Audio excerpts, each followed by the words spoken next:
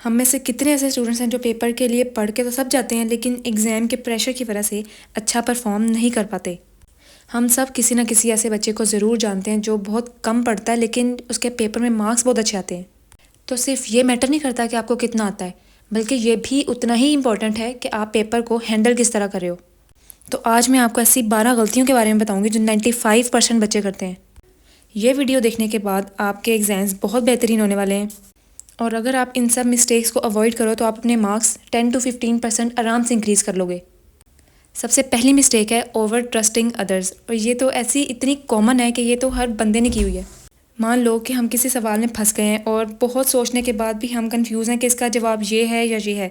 ऐसी सिचुएशन आमतौर पे एमसीक्यूज़ में बनती है। हम कंफ्यूज होते हैं कि इसका सही आंसर ए ऑप्शन है या बी ऑप्शन है। जैसे आप ए और बी ऑप्शन में कंफ्यूज हो कि इसका आंसर ए है या बी है, लेकिन आप इस सिचुएशन में सोचते हो कि मैं अपने आप को छोड़ो, मुझे अपने आप पे ट्रस्ट नहीं है, मैं आगे या पीछे वाले बच्चे से पूछता हूँ। तो जब हम पूछते हैं वो बताता है कि इसका आंसर सी है, तो हम फ़ौरन सी ऑप्शन कर देते हैं, और पेपर के बाद जब हम कंफर्म करते हैं कि इसका आंसर क्या था, तो हमें हमेशा ऐसा होता है कि पता चलता है कि यार जो हम सोच रहे थे ना वो ठीक था। तो ऐसी सिचुएशन में इतना दुख होता है ना, बाकी सारे पेपर का दुख एक तरफ और इस एक अपनी बेवकूफ़ी का दुख एक तरफ। अगली मिस्टेक है पुअर टाइम मैनेजमेंट। पेपर के स्टार्ट में हम अपनी तरफ से बहुत प्यारा प्यारा करके लिख रहे होते हैं और फुल आराम आराम से लिखे होते हैं, जैसे पता नहीं कितना टाइम है। और इसी सजावट में, इसी बनावट में ना हम भूल जाते हैं कि हमारे पास लिमिटेड टाइम है और अभी हमारे आगे मेन सवाल पड़े हैं। तो हम लोग स्टार्टिंग में शॉर्ट क्वेश्चंस पे ही इतना टाइम लगा देते हैं कि जब हम लॉन्ग क्वेश्चंस पे पहुंचते हैं तो हमें पता चलता है कि यार टाइम तो बहुत कम रह गया और अभी पेपर तो बहुत ज़्यादा करने वाला रहता है।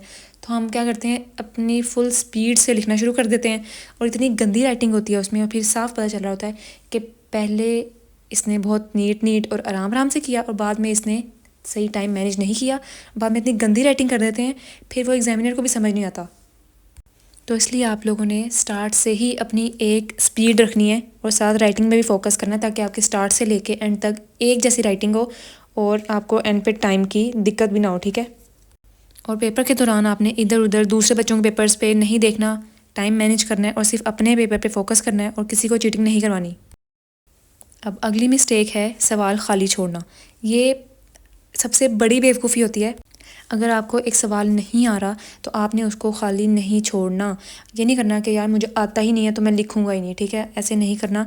गैस मारो, तुक्का लगाओ, कुछ तो आता होगा ना। जो भी याद आ रहा है उस वर्ड से मिलता जुलता कुछ भी लिख दो, और याद करो कि ये वाला टॉपिक बुक में किस पेज पे था। अगर आपको पेज याद आ गया ना, तो आपने उस टॉपिक के ऊपर नीचे जो भी उससे रिलेटेड मटेरियल था आपने वो लिख देना है, क्योंकि एग्जामिनर हो सकता है कि आपकी लक अच्छी हो, वो गुजरते गुजरते ऐसे टिक लगा दे, या अगर पढ़ भी ले तो आपको पूरे 0 नंबर तो ना देगा, कुछ तो देगा ना लिखने के नंबर।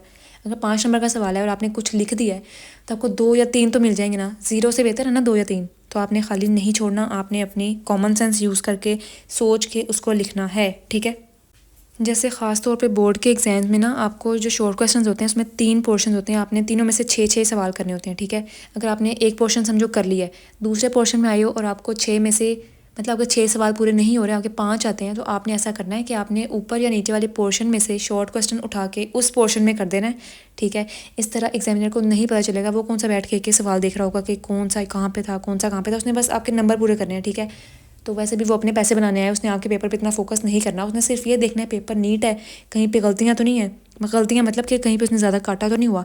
तो इसलिए आपने आराम से खुले दिमाग से काम करना है और एग्जामिनर के साथ माइंड गेम खेलनी है, ठीक है, स्मार्ट वर्क करना आपने। और अगली मिस्टेक है नॉट रीडिंग क्वेश्चंस केयरफुली। आपने सवाल पूरा पढ़ के ऐसे नहीं करना कि डिफाइन एटम्स और आगे आपने पढ़ा ही नहीं कि उन्होंने और क्या पूछा, आपने फ़ौरन एटम की डेफिनेशन लिख दी और आप अगले सवाल पे चले गए। इस तरह नहीं करना। आपने पूरा, कितने सेकंड लग जाएंगे, 10-12 सेकंड, आपने पूरा सवाल पढ़ना है और बाद में उसका जवाब लिखने शुरू करना है आप लोगों ने। इस तरह मेरे साथ एक दफ़ा हुआ था कि ना इस्लामियात के पेपर में 5 लॉन्ग क्वेश्चन थे और ना मुझे नहीं आते थे, मुझे सिर्फ 4 आते थे, मुझे एक नहीं आ रहा। मैंने उस पर 15 मिनट बैठ के लगा दिए, मतलब सोची जा रही मैं कि इसका जवाब क्या था, इसका जवाब क्या था। और 15 मिनट बाद मैंने ऊपर सवाल पढ़ा तो लिखा था कि 5 में से 4 सवाल करें। मुझे अपने आप पे इतना गुस्सा आया कि मैंने अपने 15 मिनट पेपर के वेस्ट कर दिए हैं यही सोचते हुए कि इसका जवाब क्या था। अगर मैं पहले ही सवाल पढ़ लेती कि ऊपर लिखा हुआ 4 करने हैं तो मेरा इतना टाइम ना वेस्ट होता। अभी तो मैं आपको 12 कॉमन मिस्टेक्स बता रही हूँ ना जो स्टूडेंट्स करते हैं, लेकिन मैंने अपनी दूसरी वीडियोस में आपको टिप्स एंड ट्रिक्स भी बताई हैं जो आप एग्ज़ाम में फ़ॉलो कर सकते हो, और हाउ टू स्टडी ये भी बताया हुआ है, ठीक है। तो आप लोग उनको देख सकते हो, उनका लिंक जो है वो डिस्क्रिप्शन बॉक्स में है। अगली मिस्टेक है buying new ink pen before exams. ठीक है, ये आपने नहीं करना। आपने अपना एक इंक पेन अगर आपने लिया है, आपने उसको इतना संभाल के रखना है कि वो आपने समझना है वो आपका एक ख़जाना है, क्योंकि आपने उसकी निब जो है वो आगे से यूज़ कर करके उसको सॉफ्ट करना है ताकि आप लोगों का एक फ़्लो बन सके। अगर आप बार बार नए नए पेन्स यूज़ करोगे ना, तो आपकी राइटिंग स्पीड पे भी इफ़ेक्ट पड़ेगा और आपकी राइटिंग पे भी इफ़ेक्ट पड़ेगा, क्योंकि हर किसी की निब एक जैसी नहीं होती।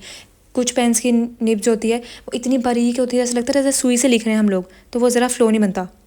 जैसे मेरी एक दोस्त थी, उसके पास इंक पेन था 5 साल पुराना, सोचो इतना सॉफ्ट था वो, और उसकी राइटिंग इतनी अच्छी आती थी उससे। उसकी निब ना आगे से सॉफ्ट हो चुकी थी, तो वो काफ़ी अच्छा मतलब लिखा जाता था उससे। तो आप लोगों ने भी इस तरह करना है, अपना एक इंक पेन रखो, और ख़ास तौर पे पेपर से एक दिन पहले तो आप लोगों ने नेवर नहीं इंक पेन चेंज करना। ठीक है। और अगली मिस्टेक है कि हम पेपर करके उसको रिवाइज़ नहीं करते। बेशक हमारे पास हमने बहुत पहले पेपर कर लिया हो, हमारे पास बहुत टाइम हो, तो हम लोग रिवाइज़ ही नहीं करते उसको। मुझे पता है कि नहीं दिल चाहता, क्योंकि आपने ही सारा पेपर लिखा है और क्या आप दोबारा बैठ के उसी को पढ़ो, लेकिन आप लोगों ने ऐसा नहीं करना। अपने 5 मिनट लगेंगे आप लोगों को। आप लोगों ने इस माइंडसेट से पढ़ना है कि आप एग्जामिनर हो और आप किसी और बच्चे का पेपर चेक कर रहे हो, तो फिर देखना जब आप लोग रिवाइज़ करोगे ना, तो आप लोगों को इतनी गलतियाँ मिलेंगी, स्पेलिंग मिस्टेक्स और केयरलेस वाली मिस्टेक्स मिलेंगी आप लोगों को, तो आप उसी वक्त ठीक कर लोगे और आप लोगों के 5-6 नंबर तो वहाँ से बच जाएंगे ना, क्योंकि आपकी जो गलतियाँ होंगी आपको उसी वक्त नज़र आ जाएंगी। और रिवाइज़ करते हो जो सवाल आपको शक हो रहा था कि इसका आंसर ये है या फिर ये है, तो आप उसको भी चेक कर सकते हो कि क्या आपने ठीक लिखा है। तो रिवीजन का हमेशा आपको फ़ायदा ही होगा, नुकसान नहीं होगा। तो अपनी 5 मिनट वाली जो सुस्ती है ना, उसको बचा के रखना है। ठीक है, और उसको यूज़ करना है अपना टाइम, और रिवीजन ज़रूर करनी है। और इतने बच्चे ऐसे होते हैं कि पेपर टाइम से कर लेते हैं, मतलब टाइम से पहले ही पेपर कर लेते हैं, और बाद में क्वेश्चन पेपर के पीछे पता नहीं क्या क्या बना रहे होते हैं। कभी ड्राइंग बना रहे होते हैं, कभी कुछ लिख रहे होते हैं, लेकिन टाइम वेस्ट करेंगे लेकिन अपना पेपर रिवाइज़ नहीं करेंगे। तो आप लोग भी अगर ऐसे करते हो तो आप लोगों ने ऐसा नहीं करना। जितनी मर्ज़ी ड्राइंग्स बनाओ, लेकिन रिवाइज़ करने के बाद। ठीक है। जैसे ही आप लोगों को पेपर मिलता है, क्वेश्चन पेपर, तो आपने फ़ौरन सॉल्व करने नहीं बैठना। 1 मिनट देना है, पूरे पेपर को पढ़ना है, और आप लोगों ने देखना है कि कौन सा सवाल आपको सबसे पहले करना चाहिए। जिस सवाल के सबसे ज़्यादा मार्क्स हैं उसको आप सबसे पहले करो। लेकिन उर्दू वाले पेपर में ऐसे नहीं करना, क्योंकि उसमें सबसे ज़्यादा सवाल मतलब सबसे ज़्यादा मार्क्स जो है वो मज़मून के होते हैं ना, तो आपने लेकिन मज़मून एंड पे ही करना है। मैं बाकी सब्जेक्ट्स की बात कर रही हूँ। इस तरह नहीं करना आप लोगों ने कि आप लोग अनइम्पोर्टेंट सवाल पहले करते जाओ और इम्पोर्टेंट आप लोग एंड पे रह जाएँ। तो आप लोग सबसे पहले अपने प्रायोरिटी बनानी है कि सबसे पहले आपको कौन सा करना चाहिए। अपनी अक्ल से उस वक्त आप लोगों ने सोचना है। जैसे बोर्ड के पेपर में अगर आप शॉर्ट क्वेश्चन से शुरू कर रहे हो ना, तो मैंने बताया था कि उसके 3 पोर्शन होते हैं। एक पोर्शन में 9 क्वेश्चन, दूसरे में भी 9 और तीसरे में भी 9, लेकिन आपने सब में से 6-6 करने हैं। तो आपने अगर एक्स्ट्रा सवाल करने हैं तो उस वक्त आपने नहीं करना है, आपने जगह छोड़ देनी है अपने 2 एक्स्ट्रा सवालों की, और आपने पहले वो सवाल करने हैं जो ज़रूरी हैं, जो लाजमी है। फिर अगले पोर्शन के 6 क्वेश्चन किए, फिर अगले पोर्शन के 6 क्वेश्चन किए, फिर लॉन्ग क्वेश्चन किए। जब अगर आपके पास एंड पे टाइम बच जाए तो आपने जहाँ जगह छोड़ी थी वहाँ पर आपने अपने एक्स्ट्रा सवाल करने हैं। ठीक है, इस तरह प्रायोरिटाइज़ करना है अपने मेन सवालों को और एक्स्ट्रा सवालों को। अगला है पुअर शीट मैनेजमेंट। स्कूल में तो आप लोगों को पेपर के दौरान एक्स्ट्रा शीट आराम से मिल जाती है। आप 10 मांगो आपको 10 मिल जाएंगी, लेकिन बोर्ड में ऐसा नहीं होता। उन्होंने एक फ़िक्स नंबर ऑफ़ शीट्स आपको दी होती हैं। फॉर एग्जांपल 32 शीट्स होती हैं ना अगर, तो आपको एक्स्ट्रा नहीं मिलेगी। आपने उसी पे अपना पूरा करना है पेपर।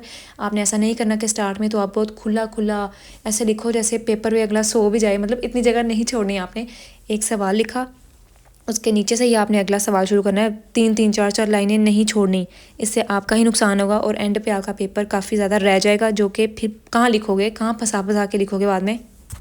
और मुझे अपना एक बोर्ड का इतना मतलब अजीब और डरावना सा वाक़या याद आता है कि मैंने ऐसा किया था। मुझे इतना मसला हुआ था शीट का, वो मैं एंड पे बताती हूँ वीडियो के। मैंने कहा था ना कि ये मैटर नहीं करता कि आपको कितना आता है, ये भी मैटर करता है कि आपने पेपर में अपने आप को हैंडल कैसे करना है। ऐसा नहीं हो सकता कि एक सारा पेपर है, आपको उसमें से हर चीज़ आती हो। अगर आपको कुछ नहीं आ रहा तो आपने उसी वक्त पैनिक होकर ये नहीं करना है मुझे नहीं आ रहा, पता नहीं मेरा क्या बन जाएगा। अगर कोई सवाल नहीं आ रहा तो उसकी जगह छोड़ दो और आगे बढ़ो। ठीक है, लेवल बढ़ा, नेक्स्ट पे आ। ठीक है, इसी वजह से बाकियों को आप लोगों ने ख़राब नहीं करना, वो बाद में याद आ जाएगा आप लोगों को। अगर कुछ नहीं ना आ रहा तो आपने उसको उधर स्टॉप करके अपने माइंड को सबसे पहले आपने खुद समझाना है कि नहीं मुझे आ जाएगा, मुझे अभी याद नहीं आ रहा। इसका मतलब ये नहीं है कि मुझे वो आता ही नहीं है। तो सबसे पहले आपने आगे करते जाना है सॉल्व। तो करते करते ना कोई वर्ड ऐसा मिलेगा या कोई ना कोई ऐसा चीज़ होगी जो आपको ना याद आ जाएगा कि उसका क्या आंसर है, तो आपने वहाँ जाके उसको आराम से लिख लेना है। लेकिन इस तरह अपने आप से उस वक्त बैठ के ज़िद नहीं करनी कि मुझे ये क्यों नहीं आ रहा, मैं इसको करके ही आगे जाऊँगा, ऐसे नहीं करना। इससे सिर्फ आपका ही नुकसान होगा और कुछ नहीं होगा। और पेपर से पहले ना सबको यही लग रहा होता है कि यार मुझे कुछ नहीं आता, हालांकि इतना पढ़ा भी होता है लेकिन फिर भी अपने ऊपर यकीन नहीं ना होता कि यार आता भी है कि नहीं आता। तो इसलिए पैनिक नहीं होना, दुआएं पढ़नी है और पेपर करना है बस। अगली है यूज़ फुल टाइम। ठीक है, ये तो मैं भी करती हूँ, ये मेरी भी अभी तक ये मिस्टेक है कि मैं पता क्या करती हूँ, मैं ना पेपर, मेरी ना राइटिंग स्पीड बहुत अच्छी है माशाल्लाह, तो ना मैं इतनी जल्दी पेपर कर लेती हूँ। और मतलब अगर 2 घंटे का पेपर है ना तो मैं सच में 1 घंटे में करके बैठ जाती हूँ और मैं फ़ौरन बाहर चली जाती हूँ क्लास से कि भाई मेरा हो गया। तो इस वजह से मुझे बाहर आके याद आता है यार मैंने वो चीज़ छोड़ दी, या अगर फ़लाँ चीज़ को मैं थोड़ा और सोच लेती तो मुझे और अच्छा याद आ जाता। तो बाहर जाके पछताने से बेहतर है कि बंदा अंदर ही बैठ के थोड़ी देर वेट कर ले कि यार मुझे आ जाएगा याद। हमें कौन सा किसी ने मेडल दे देना कि भाई वाह इसका पेपर सबसे पहले हो गया, ये तो बहुत लाइक बच्ची है। तो लोगों के लिए अपने पेपर ख़राब नहीं करना कि भाई लोग खुश होंगे, मुझे देखेंगे कि यार ये तो बड़ी अच्छी है, इसको तो बहुत आता है। तो आपने इस सोच को छोड़ के आपने अपना पूरा टाइम पेपर का यूज़ करना है, और अगर टाइम बच जाए तो आपने रिवाइज़ ज़रूर करना है, जैसे मैंने पहले बताया। अगर इतना ही आप लोगों के पास टाइम है पेपर में तो आपने उसको जब पेपर स्टार्ट किया उसी वक्त से अपनी राइटिंग पे फोकस किया कि मैंने राइटिंग नीट करनी है, और साथ साथ आपने स्पीड बनाई। ठीक है, तो टाइम पूरा यूज़ करना है। एंड पे बचा के आपने क्या कर लोगे, घर ले जाओगे, क्या हो जाएगा उस टाइम का, वेस्ट ही होगा ना। तो आपने उसको यूज़ करना है। ठीक है, ये वाली मिस्टेक भी बहुत ज़्यादा कॉमन है। हम सवाल पढ़ते हैं और बस लिखना शुरू कर देते हैं ना, हम सोचते हैं कि पूछा क्या है, पूछा कितना है, बस हमें उसके मुतालिक जो पता ना हम बस लिख देते हैं।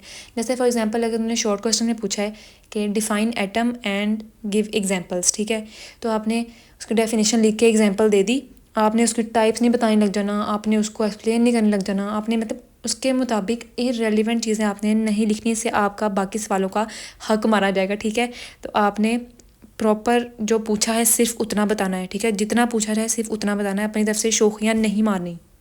और अगर समझो सवाल में कुछ पूछा है और आपने उसकी पूरी स्टोरी शुरू कर दी कि वो चीज़ ऐसी थी और आपने जो उन्होंने पूछा है वो आपने एंड पे जाके बताया, तो एग्जामिनर कहेगा क्या भाई ये क्या अजीब बंदा, जब मैंने पूछा कुछ और है तो ये मुझे कुछ और स्टार्ट कर रहा है बताना। तो वो उसको ढूंढेगा कि कहाँ पे इसने सही बात मेन बात बताई है, तो उसे अजीब सा भी हो सकता है। ठीक है, फिर वाकई मार्क्स भी काट सकता है और आपको होगा कि मैंने लिखा तो था, पता नहीं क्यों मार्क्स नहीं आए। तो आपने अकल यूज़ करनी है। ठीक है, अब बारी है मेरी 9th क्लास की स्टोरी की। ठीक है, मेरा मैथ का पेपर था, मुझे ना मेरे पापा ने बताया कि एक्स्ट्रा शीट्स अलाउ हैं बोर्ड में, इस बार नोटिफिकेशन आया कि अलाउ होंगी। तो किसी बच्चे को नहीं पता था कि एक्स्ट्रा शीट अलाउ होगी और ना ही ना कोई ऑफिशियल नोटिस आया था, लेकिन पापा को पता चल गया था कहीं से कि ना एक्स्ट्रा शीट्स अलाउ हैं। तो मैं आराम से मैथ का पेपर करी, मैंने पहले शॉर्ट क्वेश्चन इतने खुले खुले किए, ऐसे मैंने महारानियों की तरह ना 2-2 लाइनें 3-3 लाइनें आराम से हर सवाल के नीचे छोड़ी हुई। और लिटरली जब मेरा लॉन्ग क्वेश्चन वाला पार्ट आया तो सिर्फ एक शीट बच गई मेरे पास। मैंने लॉन्ग क्वेश्चन का सिर्फ एक सवाल का ए पार्ट उस शीट पे किया और बाद में मेरे पास शीट ख़त्म। तो मैं आराम से मिस के पास गई, मैंने कहा मिस एक्स्ट्रा शीट। मिस कहती हैं आपको नहीं पता कि एक्स्ट्रा शीट नहीं मिलती। मेरे पैरों से ज़मीन निकल गई, मैंने कहा क्या मतलब, मुझे तो पता चला था कि शीट मिलती है। मैंने उनको कहा कि नहीं, नोटिस आया बोर्ड का कि शीट मिलती है, मेरे फादर ने बताया है। वो कही जा रही नहीं मिलती, हमारे पास तो नहीं है, आपने पहले नहीं देखा। उन्होंने मेरा पेपर मंगवाया और कहती ये देखो हर सवाल में जो आपने 2-2 3-3 लाइनें छोड़ी है ना, अब इनका कौन, मतलब इनका क्या होगा, यहाँ पे करो सवाल। मैंने कहा मेरे लॉन्ग क्वेश्चन यहाँ पे 2-2 लाइनों में कैसे पूरे आ सकते हैं। मेरा इतना टाइम वेस्ट हुआ, मेरा आधा घंटा वेस्ट हुआ। ठीक है, बोर्ड में पता ना कि कितना कैलकुलेटेड टाइम होता है, मेरा आधा घंटा वो तो वेस्ट हो गया। जो मुझे टेंशन हुई, स्ट्रेस हुआ, मुझे सारा कुछ भूल गया, मेरे लॉन्ग क्वेश्चन जेहन से निकल गए सारे कि कैसे करते हैं। इतने इजी सवाल भी मुझे भूल गए कि यार कैसे करते हैं। अच्छा खैर, पता शीट का मिस क्या हुआ, मैं ना मिस को कहा कि मिस जो इतने बच्चे हॉल में बैठे ना इन सबको भी ज़रूरत पड़ेगी। मुझे लगा सारे बच्चे मेरी तरह खुला पेपर करे होंगे।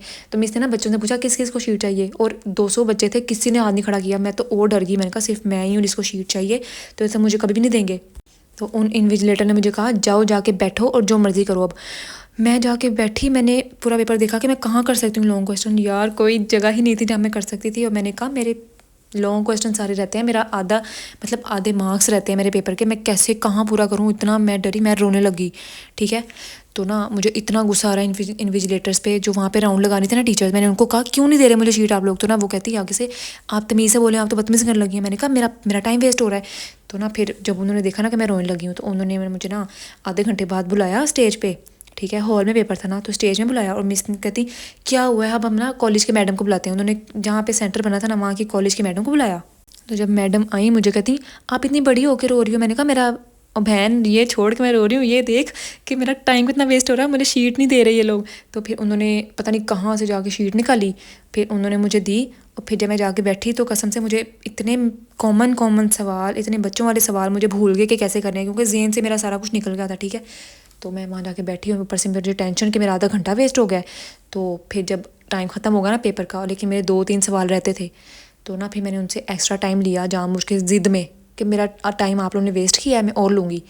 तो फिर मैंने पेपर किया, मैं फिर गई घर आके मैंने आंसर देखे, मेरा कोई आंसर दूर दूर तक मैच नहीं हो रहा था। मुझे इतनी टेंशन हुई, लेकिन चलो खैर मेरे एक्स्ट्रा किए हुए थे ना, तो मार्क्स मेरे आ गए। तो उसके बाद जो मैंने अपनी फुल शीट्स की हिफाजत की, उफ़। तो आप लोगों ने वैसे नहीं करना, अपनी शीट मैनेज करनी है शुरू से ही। तो ये थी वो सारी कॉमन मिस्टेक्स जो हम सारे करते हैं, और आप लोग भी इस वीडियो से काफ़ी ज़्यादा रिलेट कर पाओगे, क्योंकि एक एक चीज़ वो होगी जो आप लोगों को भी फेस करनी पड़ती है, और आप लोग अपने आप को उस एरियाज़ में इम्प्रूव कर सकते हो। ठीक है, तो अगर ये वीडियो आप लोगों को हेल्पफुल लगी है तो आप मुझे कमेंट सेक्शन में ज़रूर बताओ, और मुझे ये भी बताओ कि आप लोगों को और अगली वीडियो किस तरह की चाहिए, मतलब क्या गाइडलाइंस चाहिए आपको अपनी पढ़ाई के बारे में। और इन टिप्स को बस फॉलो करो, और अगली बार कोशिश करना कि इन मिस्टेक्स को आप कम से कम, मतलब ठीक है, समझ रहे हो ना क्या कह रही हूँ, कम से कम मतलब अवॉइड करो। ठीक है, और सिर्फ वीडियो सुनने से कुछ नहीं होगा, अमल करने से फ़ायदा होगा। ठीक है, तो इन टिप्स को आराम से अपने माइंड में बिठाओ, और अगले पेपर में आपने इनको माइंड में रखना है और इन पे अमल करने की पूरी कोशिश करनी है। और अब बस बहुत हुआ, मैं थक गई हूँ, बोल बोल के 17 मिनट हो गए हैं। तो बस अब अल्लाह हाफिज़, बेस्ट ऑफ लक।